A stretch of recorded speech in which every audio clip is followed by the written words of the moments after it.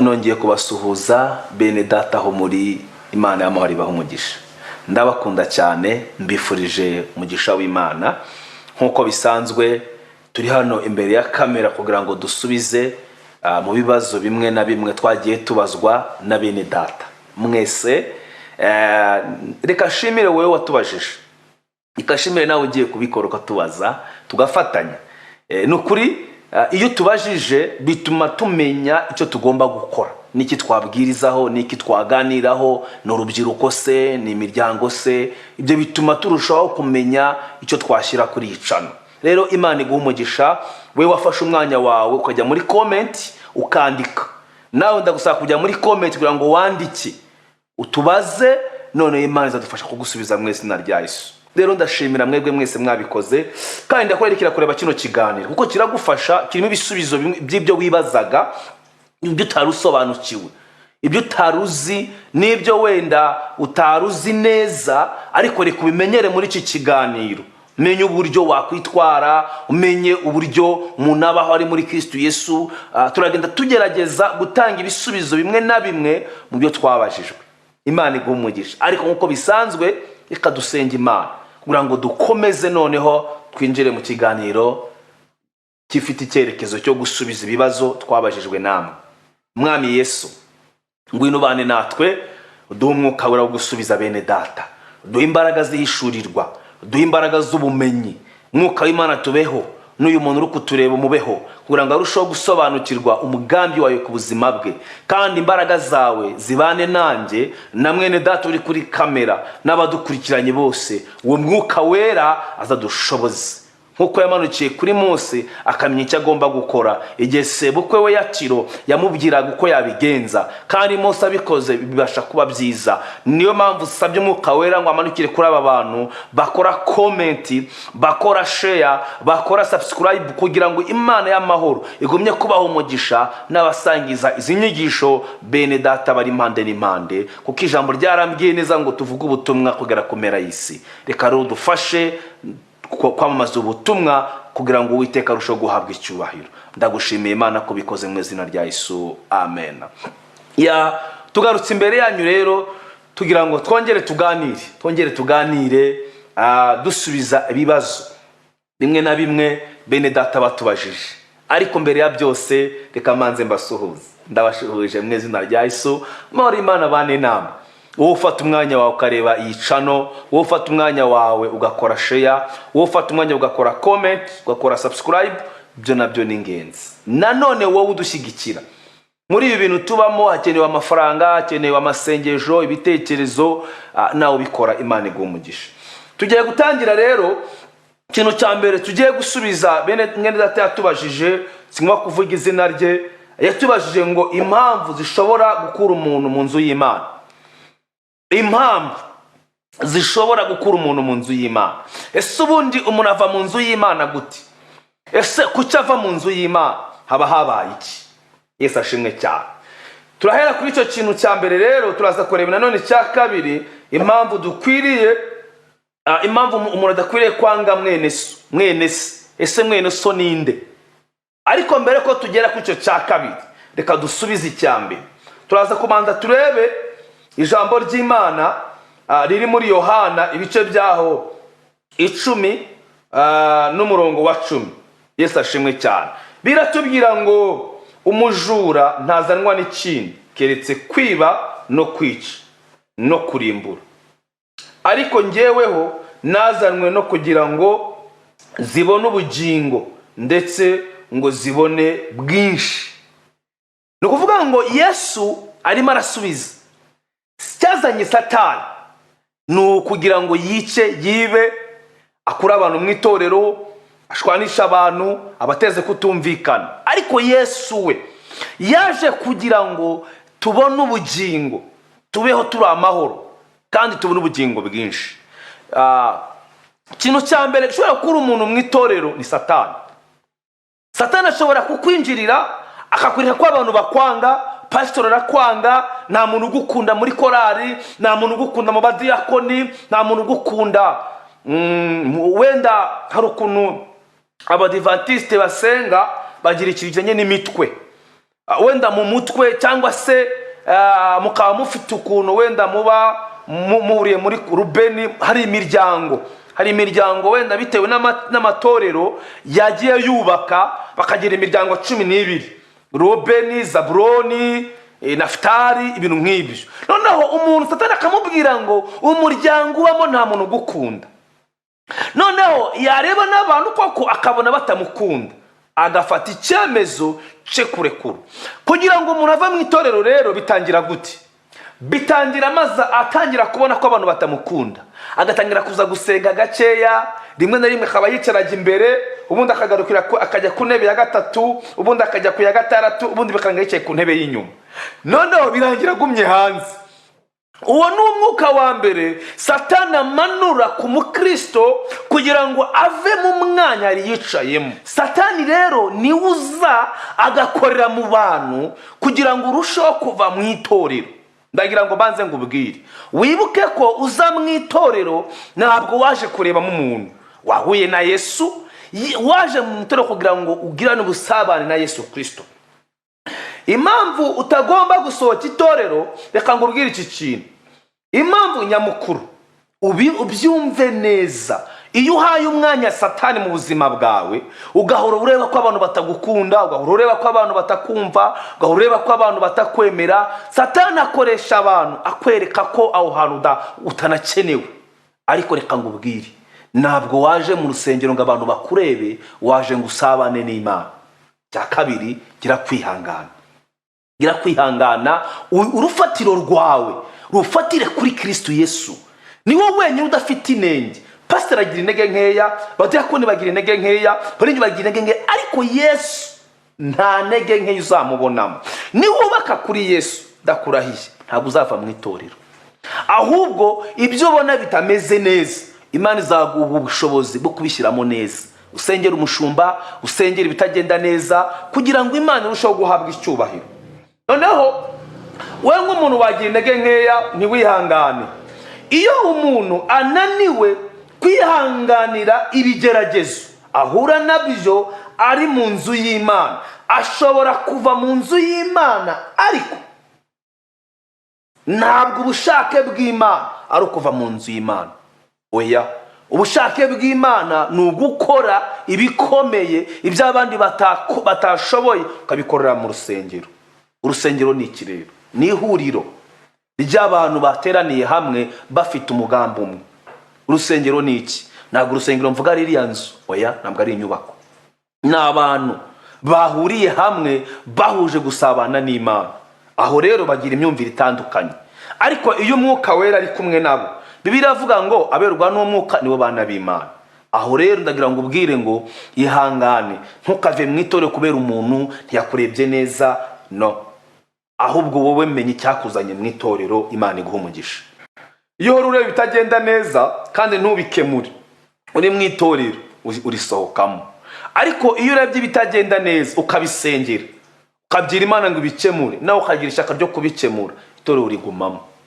Imana iguha umugisha. Reka dusubize mwene data watubajije ikibazo cyiza.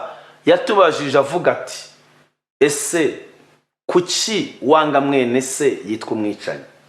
Ese mwene data nindi? Kuko yatubajije yibaza ubundi wanga mwene se yitwa umwicanyi gute? Ese kubera iki Imana imubona ko ari umwicanyi? Ariko nkuko tutakoresha ibitekerezo byacu gusa, ahubwo tuyoborwa na Bibiliya, reka tubaze Bibiliya itubwire icyo bivugaho. Bibiliya turayibaza, reka turebe muri Yohana igice cya mbere, umurongo Yohana wa mbere, ibice byawo 3, umurongo wa 15. Turaza gusoma umurongo wa 15 umwe. Bibiliya yavuze ngo umuntu wese wanga mwene se ni umwicanyi, kandi muzi yuko ari nta mwicanyi ufite ubugingo buhoraho muri we.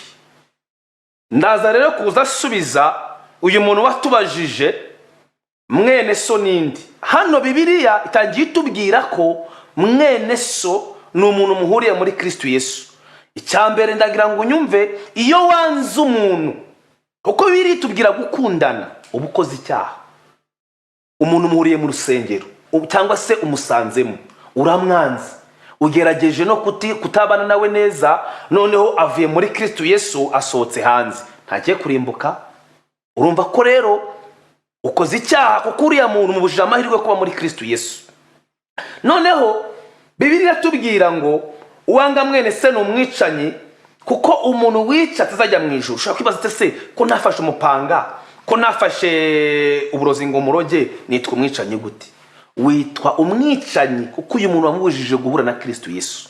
Bango hagati ye na Yesu wahagazemo, wamubereye imbogamizi kugira ngo ahure na Yesu Kristo, bituma ava mu rusengero asohoka hanze, ndetse rimwe na rimwe ahunga inzu y'Imana kubera ko wakomeje kumutoteza, wakomeje kumusebya, wakomeje navuga ngo kurekura amagambo atari meza ku buzima bwe. Kandi ayo magambo niyo agenda agakubita umutima we. Nongere ngwibutse ko icyo umuntu abari cyazasarura. Ndagira ngo rero wirinde kuzabura ubugingo buhoraho kubera ururimi rwawe. Uru rurimi rwazana umugisha, rwazana n'umuvumo. Rero ndagusaba kutabangamira mwene so mu izina rya Yesu. Impamvu umuntu atagomba kubangamira mwene se muri Kristo Yesu nuko twese twahuriye ku musaraba, twahujwe n'umusaraba. Rero niba ngenda twarahujwe n'umusaraba, kuki wamutaza? Kuki wahora umvuga umbangamira? Hari abantu bashinzwe kuvuga abandi, ariko se buriya nuvuga uriya muntu utamutwikiriye. Ubundi Bibiliya tubwira gutwikirana. Gutwikirana ni bivuze ngo numbona nakoze ikosa.